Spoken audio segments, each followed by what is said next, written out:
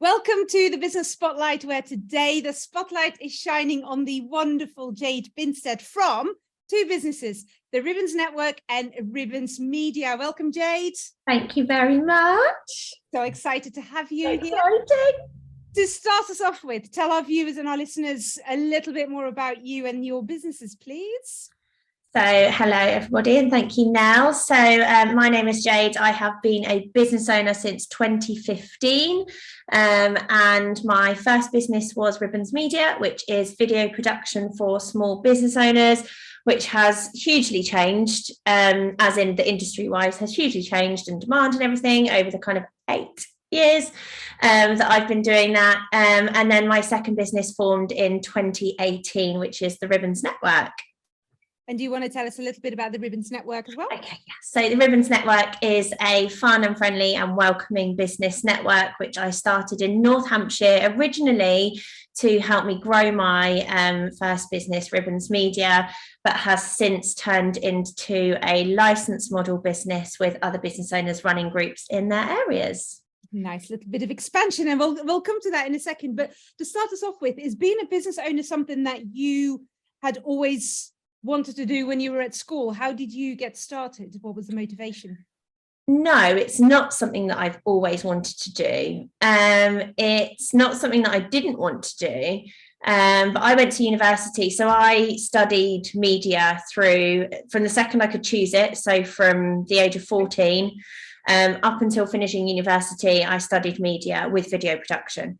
Right. And that kind of passion came from going to work with my granddad in the media industry. I went to Cannes Film Festival, the production rooms of Wimbledon, went up to the BT Tower. Like, I really loved and was immersed in the kind of production world and thought it was really cool.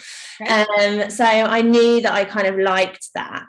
So yeah, I did that all throughout education. I had some really great work experience when I was at university, and I was so lucky to have done some brilliant experience at a production company called Annex Films, and I loved them and they loved me, and I was like, right, that's it, I'm going to go and work for them. My dream job, which I don't know if you even know this, my dream job when I went to university and when I left, was that I wanted to be the producer of EastEnders. That was my end goal. I did not know that. That is correct. So at the time of being at university, the producer was Dominic Treadwell-Collins, and I thought he was brilliant. He completely changed everything they did in EastEnders. You think EastEnders is an escapism thing for me? It's actually a super nerdy thing for me. Actually, it's really funny because I do indeed often refer to watching EastEnders, and I did not know that. It's basically work for me. And the occasional cry. But genuinely, I do sit there and I'm like, oh, I love how they've done that. Oh, that's really clever. Anyway, that's just me being a bit of a nerd. So yeah, being a business owner was not on the plan. And when I was in my last term of university, I ended up doing some freelance video and marketing work for a business owner in my hometown in Hook. And I very, very quickly realised that I liked that. It was only her in her business at the time. I was in there, I was her right-hand woman. I was helping her with her videos and her marketing, but she was actually using me as a bit of a sounding board. What do you think of this? And I was so immersed into her business, and I could also see the direct impact of us working together and what that had on her business. Yeah, nice. So I left university, and so graduated in kind of the June, July. I was still doing a bit of the freelancing work. Annex Films asked me to come back for a bit of paid covering reception type work experience. And then I also went and worked at a glamping company, cleaning the toilets and the showers, and it was disgusting. So I can officially, I think, say I've had the worst job in the world. Okay. Anyway, so it was kind of, Annex Films offered me a job, and I was like, oh God, this is the dream, really. None of my friends were being offered jobs, but my holding point was I really don't actually enjoy going to London when I have to go. Love going socially, fun, train, all that, but every day, no. And I spoke to my parents about it, And my mum was an accountant at the time. So she had her accountancy and her mum brain on. And she said to me, you've got to do what's going to make you happy. We'd had the whole train discussion. And she said, but if you're going to do the self-employed thing, then you're going to need to set yourself up because, you know, tax man. Gotta be done properly. Tax person, I should probably say, actually. Yeah. So the do what is going to make you happy has stuck in my head my whole journey, and I decided to do just that. And I set up Ribbons Media on the 31st of October, and that was the start. Not looked back since. So tell me what Ribbons Media, as a video production company, what do you do well? So when we very first started, it was completely full production. There was not a lot of business owners that were using their phones to do anything, which also meant the pool of business owners who could do anything was a lot smaller. So very much started as kind of full production. And what I really love and have loved, as you probably gathered from what I've said, I love working with the business owner, helping them kind of make a difference, whether that is working with a business owner once and improving their confidence and getting them in front of the camera and them saying, oh, it wasn't as bad as I thought, and then them having the confidence to do other things. That honestly brings me the most joy.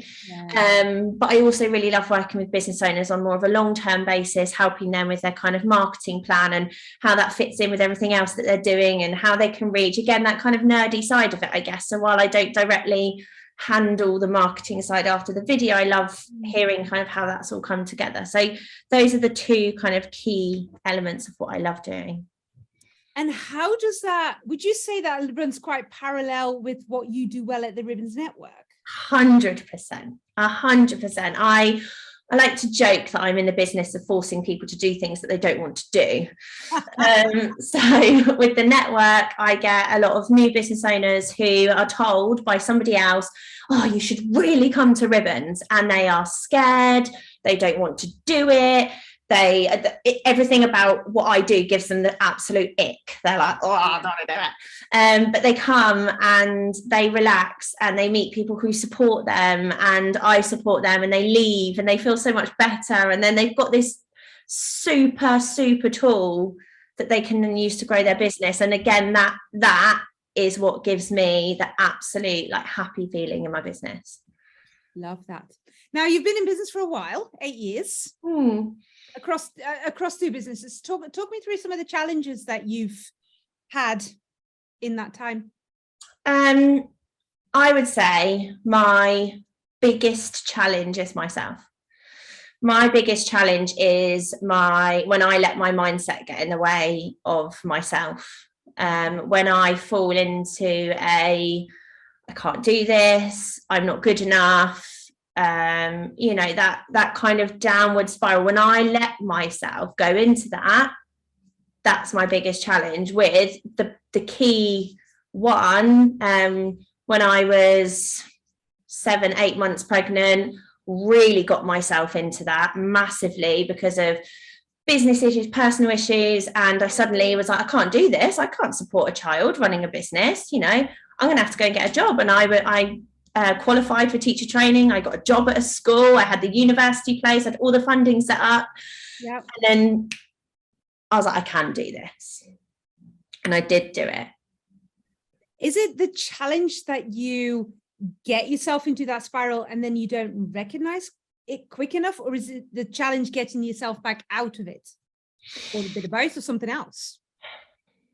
I mean, ultimately, I'm still here as a business owner. So I've got myself out of it quick enough, let's say. The particular example when I was like this close to finishing, that probably wasn't me getting myself out of it quick enough. I was really taking steps to stop. And actually on the flip side of that, it was the self-belief in myself that made me then carry on the journey. So I think I'm now a lot better at getting myself out of that. There's, with Action Coach being a perfect example, I have in my head the point of power all the time. We were having a conversation the other day when I said I was talking about a blame situation, and I already knew where I needed to be to get into the powerful section, but that's something that I've worked on a lot in my personal and my business life. So the mindset, I guess, it's an ongoing battle, isn't it, for everybody? But I would say that that is my biggest challenge. I love that. It's the first time actually it's come up as a Really? challenge. So yeah, it's quite interesting. I'm surprised it's taken this long, but yeah, absolutely. Now, obviously, flip side, let's also look at the positives as always. Talk me through some of your biggest wins. My mindset, no. My biggest wins are, there's a few, and they kind of go in a bit of an order. Starting networking, to be honest with you, was a massive win for me. And starting networking has been the pivot of my journey, I would say. I went to a networking meeting and I met a wonderful human being called Tara. And that wonderful human being introduced me to you. And I don't know where I'd be without coaching. So that is a huge, massive win.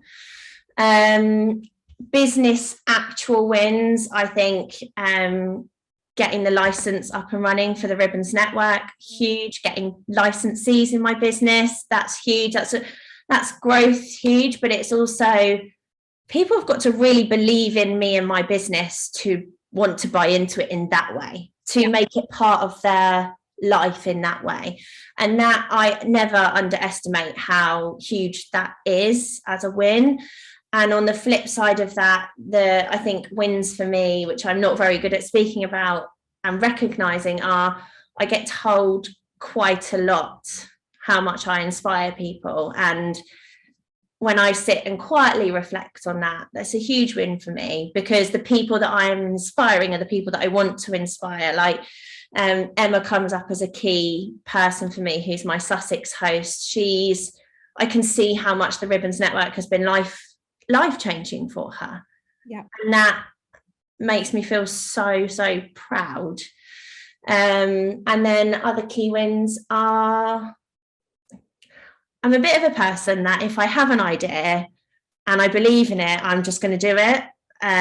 So the festival was a huge win for me. Planning a festival in 8 weeks that I pulled off and people loved was a huge win. And the idea of it, it was completely different to come up with something unique like that also massively fits into the network itself. Yeah, it was a massive win. Massive win. And just about to come up to its 3rd birthday, right? It is just about to have its 3rd year. Yes, we're in full planning swing. Oh, I just went to cake, not to full planning. Oh, I'll probably have wine, to be honest. I'll go on. So what still keeps you awake at night? Money. Tell me a bit more. As a business owner, as someone who has gone from being someone self-employed who lived at home, who the money I was making, I paid a bit of rent at home, but nothing groundbreaking. It was enough. I was doing better than my friends financially. I was, doing pretty well. Then you get into moving out, actually having real money that needs to go out. That was again a shift, and that kind of goes into a win. Like I've always, that's always been okay, but the transition and the education around money as a business owner has been something that does keep me awake at night, but it is one of the biggest kind of worries. I worry that I'm not doing things right and compliantly. That terrifies me. But also sometimes as a business owner, you just think this could all just fall apart. And then financially, as someone who is now a parent, a homeowner, I have I'm not that 21-year-old that was living with her parents that it didn't really matter if it went wrong. I have an office space, I have a child, I have a mortgage. It matters now more than ever. And I'd say that's where that kind of comes in. But then on the flip side, I know that I'm building a business model that has all of those things that the financial experts say that you need: a recurring income, a membership, a license. It's got multiple revenue streams. So I know that it's a great model, but it doesn't stop you worrying. Yeah, that's correct. And that's great answer, actually. I love that. What would you do differently if you were to start again now, kind of with all the knowledge you've got? What would you do differently? What would I do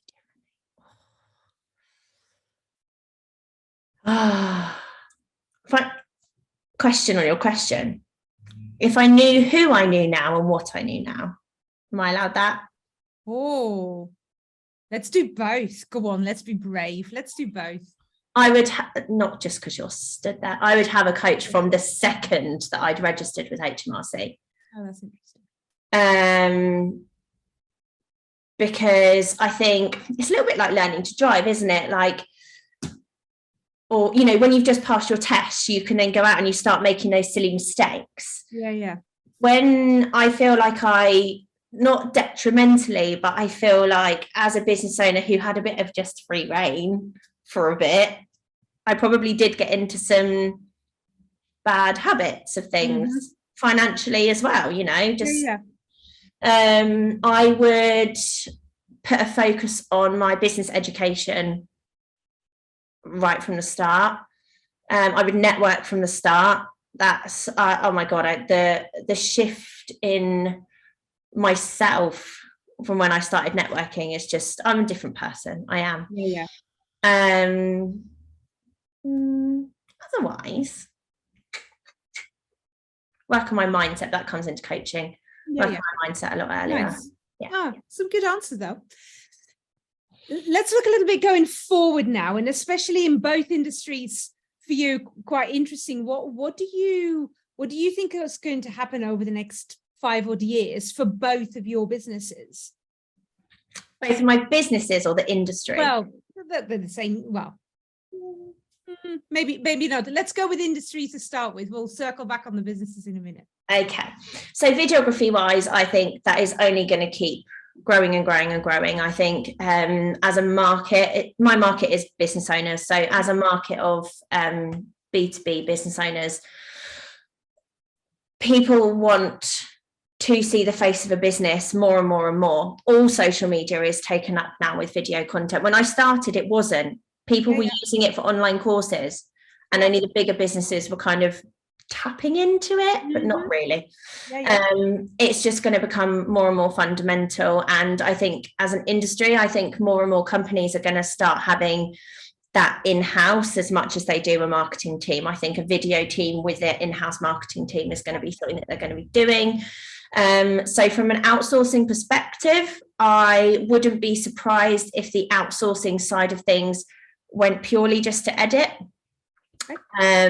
Because rightly or wrongly, a lot of people think they can use their phones to film. It's as simple as doing that and filming.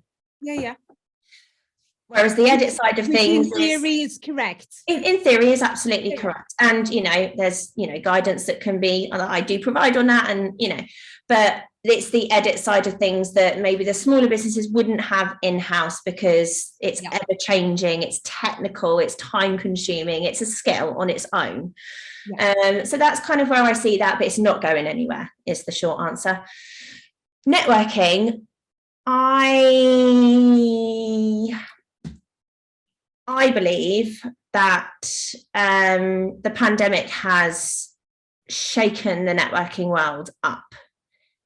In that it has made business owners realise how much they need a network, that they need people around them who support them and cheerlead them at base level. I mean, that's like base level of networking, but again, it's not going anywhere. Do I think the playing field of networking is going to change? Yes, I do. I think that people are going to be seeking out face-to-face opportunities only, from purely that connection perspective. There are groups right now, where are we, March 2023, that are still online. I don't see that having much longevity, personally.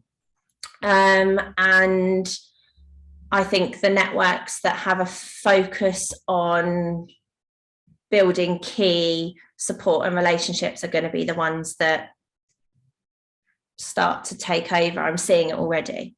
Yeah. What kind of challenges will both of those businesses potentially have, or both of those industries create for you? I think with the videography side of things, just how the business is set up at the moment, the challenges that it could face.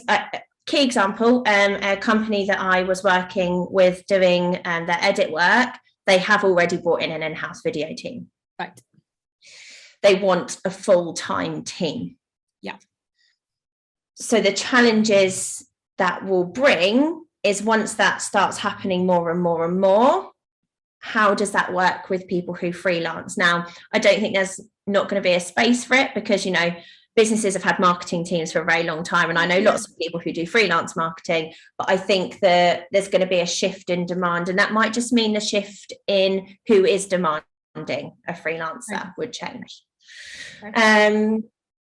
Challenges from the networking perspective, challenges that we're already seeing actually, which hopefully might calm down again, is our costs are huge right now, because the face-to-face networking, the venues costs are huge. Our costs have gone up quite a lot. We've passed a little bit of that on to our members, but yeah, I mean, so with my belief that the face-to-face world is massively here to stay, that could pose a challenge for the kind of type of networking meetings that are accessible and affordable. Other challenges, I'll stick with that one for now. I'm kind of slipping into the sort of inspiration section of the interview. Who do you find inspiring? Who do you look up to? This is where Jade gets out her long list. Well, without sounding like the most cliche person ever, one of my biggest inspirations is my mum. Oh God. Here we go. She, to me, she is like strength. She's she's very strong and resilient, and she indirectly, she's taught me that, and I am very strong, and I am, apart from when I break down on a podcast, I'm very strong, and I am very resilient, and you know, in a very different way. You know, she's, in so many ways, we're so different. She's, sorry mum if you're listening, she started so many businesses that just haven't, you know, gone anywhere. Where, you know, she's always done that throughout my childhood. She's had so many different businesses, but her kind of resilience, and that shows her strength and resilience. A lot of people would start one and be like, that's not for me, and not do it. She tries different things all the time, and she's had a, you know, personally a massive journey that she's needed strength and resilience for. So yeah, she inspires me a lot. And the days, so she's a recovering alcoholic, and she has to have strength and resilience every single day, every single second, every single minute, every single day. And when I am feeling like, oh, I need some strength, I think of that, because I can't even fathom the strength that she has to pull on all the time. Yeah. So she inspires me from a strength perspective. From a business owner perspective, I am inspired by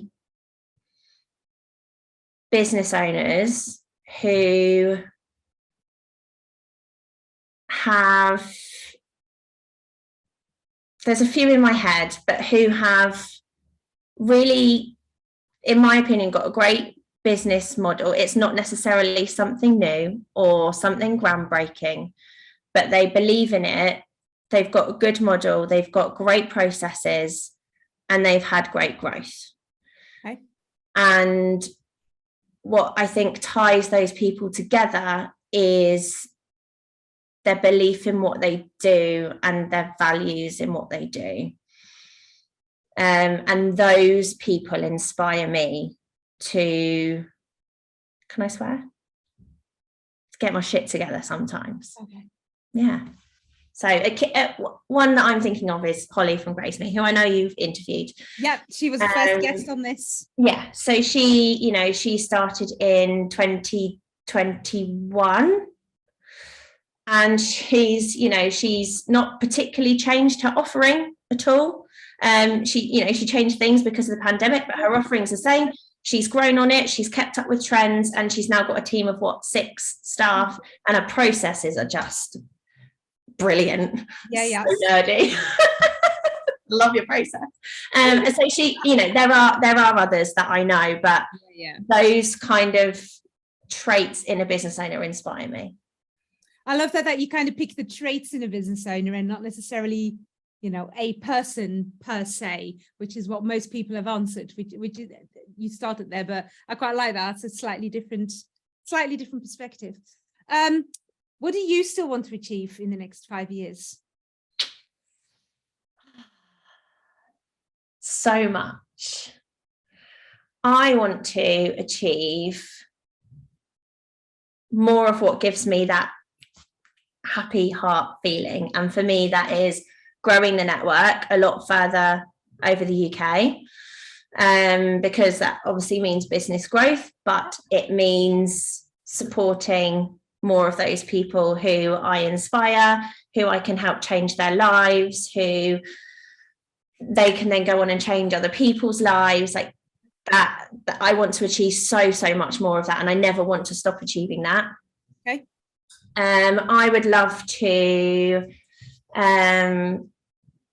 I'd love to do more public speaking. Okay. And more stuff like this. I love it. And other than right now, quote me on this in 5 years' time, other than running my own meetings, which right now I really don't want to let go of, but it might come. I want to be out there. I want to be inspiring people. I want to be talking about my journey. I want to be educating people on what I believe networking is and how it can change your life. And that's what I want to do. I want to share that. Share the love. The love for networking. Yeah. Okay. What advice would you give to 18-year-old Jade? I know that's not been that long for you, but still, what would you tell young Jade?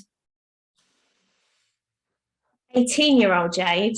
Well, we in your case, we could go back a little bit further. Maybe we make it like 15-year-old or something. 18 was only yesterday. I would tell her it's 12 years ago. That's what I mean. Yesterday. I would tell her that nothing is permanent, and that even what is coming in front of you as your biggest challenge, you will get through and you will learn from, and you will just go even further from it. Something that sticks in my head that Sophie Kirk said from the Holistic Healthcare Group, she said, you've already got 100% track record in getting through everything you've already got through, so you're going to get through this. If I could tell any childhood age me, yesterday me, 10 years ago me, that I would, because love that. She's been through a lot, but I've got through it. I love that. Absolutely love that. Absolutely. Your top 2 tips for anybody who's just started a business, who's watching this and thinking about starting a business, your top 2 tips to get started. Go networking and get a coach. Go networking and get a coach. Nice. And listen to the coach, actually. Actually, that does help, yeah. Not all the time. Yeah, sometimes don't listen to the coach, but then you'll circle back around to do what the coach says. Yeah, eventually. Yeah, that's fine. Last 2 questions. How has having a business compared to what you thought it was going to be? Oh, I thought it was going to be the easiest thing ever. I thought I was probably taking a bit of a cop out, to be honest, not going to get a job. Okay. It's okay. I probably thought it was going to be easier, but I had no idea how life-changing it would be. So would I go back 8 years ago and swap it? Not a chance. No way. Which is kind of my last question. So you now ruined that. Ask it anyway. Yeah. Knowing what you know now, would you start? 100%. 100%. 100%. Maybe what I would, yeah, 100%. Okay. No doubt. Thank you very much, Jade, for your time. Thank you so much for sharing your stories. Some perfectly fabulous pearls of wisdom in there, and what an inspiration you are indeed. Thank you. The link to connect up with Jade and her businesses is in the comment section below. So please go and do that. Reach out to her, even just to say that you enjoyed this interview. That would be fantastic. Thank you so much for watching the Business Spotlight. Until next time.